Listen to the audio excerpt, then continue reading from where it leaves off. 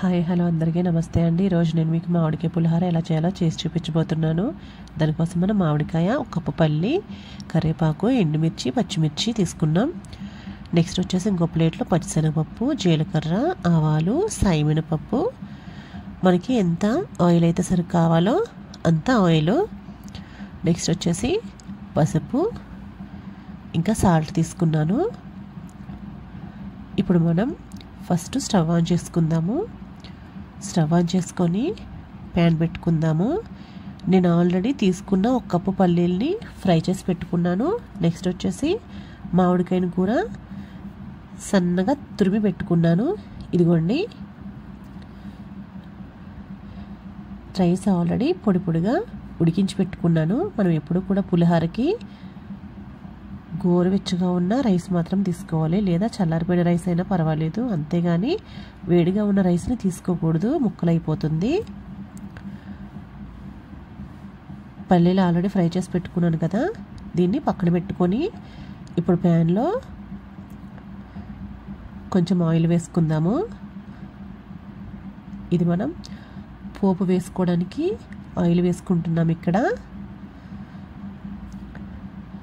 ఇదిగోండి, ఆయిల్ వేసుకునే గరిటతో ఒక 2 గరిటెలు వేసుకున్నాను ఆయిల్ నేను పోపుల కోసం.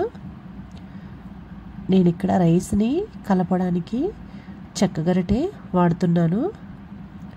స్టీల్ హస్తం కనుక వాడినట్లయితే రైస్ అనేది ముక్కలైపోతుంది, జాగ్రత్తగా కలపాలి. ఒకవేళ చెక్క గరిటె ఉన్నట్టయితే చెక్క గరిటెనే ప్రిఫర్ చేయండి. ఇప్పుడు ఆయిల్ వేడెక్కిన తర్వాత ఫస్ట్ ఆవాలు వేసుకుంటున్నాను.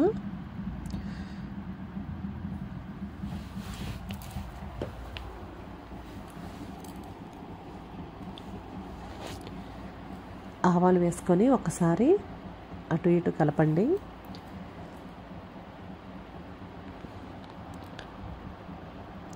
నెక్స్ట్ వచ్చేసి మిగిలిన పోపులన్నింటినీ కూడా వేసుకుంటున్నాను. పచ్చిశనగపప్పు, సాయిపప్పు, ఇంకా జీలకర్ర,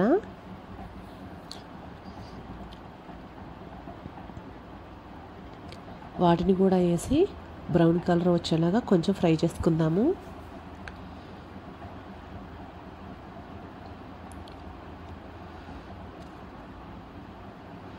పచ్చిశనగపప్పు, సాయి మినపప్పు కొంచెం బ్రౌన్ కలర్ వచ్చేసరికి మనకి మంచి ఫ్లేవర్ అనేది వస్తుంది.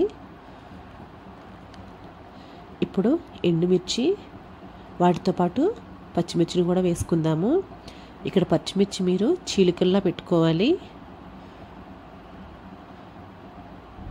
చింతపండు పులిహోర, నిమ్మకాయ పులిహోర, ఇంకా ఈ మామిడికాయ పులిహోర, ఏ పులిహోర అయినా సరే మనం పచ్చిమిర్చిని ముచ్చుకులు తీయకుండా డైరెక్ట్ ఘాటులు పెట్టేసుకొని ఈనుల్లో పెట్టుకుంటేనే బాగుంటాయి.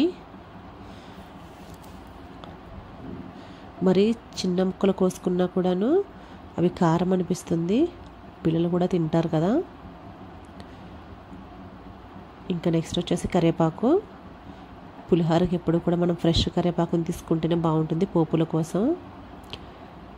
మనం ఏ పోపు వేయడానికైనా కూడా ఫ్రెష్ కరివేపాకు అయితేనే మనకి తాలింపు అనేది మంచి స్మెల్ వస్తుంది.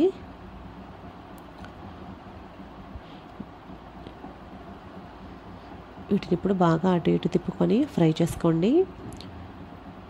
ఇంకా మనం తీసుకున్న సాల్ట్, పసుపుని కూడా ఇందులో యాడ్ చేసుకుందాము.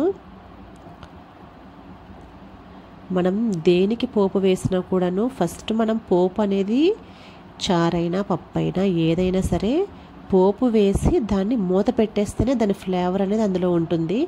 పోపు వేసి అలానే వదిలేసి స్మెల్ అంతా కూడా ముందే బయటికి వెళ్ళిపోయి అసలు ఆ పప్పు అయినా ఏదైనా మంచి స్మెల్, ఫ్లేవర్ అనిపించదు.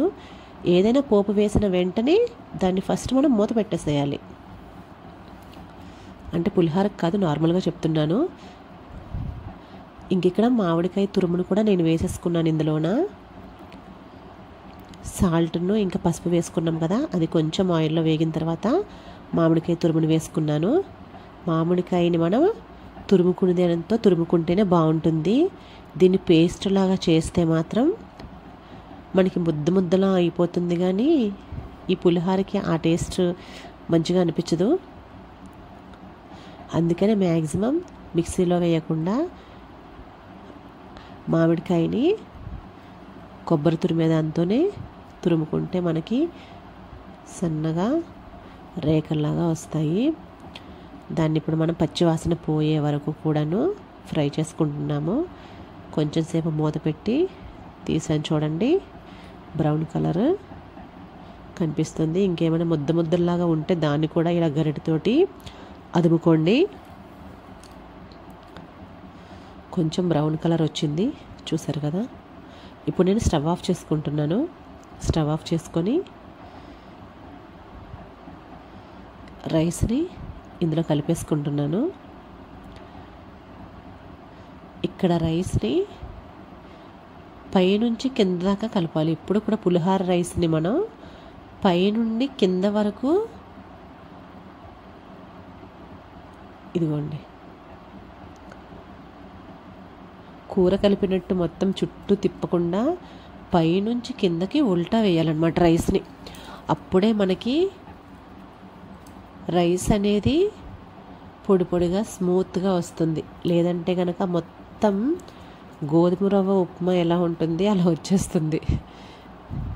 అందుకని పైనుంచి కింద వరకు కూడాను ఉల్టా వేసి దాన్ని స్మూత్గా మొత్తం కలిసేటట్టు మామిడికాయ తురుము అంతా కలిసేటట్టుగా వేసుకోవాలి. ఇక్కడ నేను ఒక్కటి మాత్రమే యాడ్ చేయలేదు, అది పల్లీలు. ఎందుకు యాడ్ చేయలేదంటే మామిడికాయలో ఆల్రెడీ వాటర్ ఉంటుంది, దాన్ని మనం మగ్గించాం. ఈ ఫ్రై చేసిన పల్లీల్ని అందులో వేస్తే పల్లీల వాటర్ అంతా లాక్కొని మెత్తగా అనిపిస్తాయి మనకి. అదే మొత్తం రెడీ అయిపోయిన తర్వాత పల్లీలు వేసామనుకోండి, చక్కగా కరకరలాడుతూ భలే టేస్ట్గా అనిపిస్తాయి. నేను నిమ్మకాయ పులిహారైనా చింతపండు పులిహారైనా ఏ పులిహారైనా కూడాను పల్లీల్ని లాస్ట్లోనే వేస్తాను.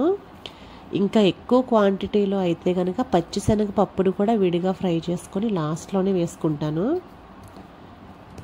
కొంతమంది అందులోనే మొత్తం కలిపేస్తారు కదా, అందులో కొంచెం కలిపి లాస్ట్లో కొంచెం యాడ్ చేస్తాను. చూసారు కదా, చాలా బాగుంది, నోరవుతుంది కదా.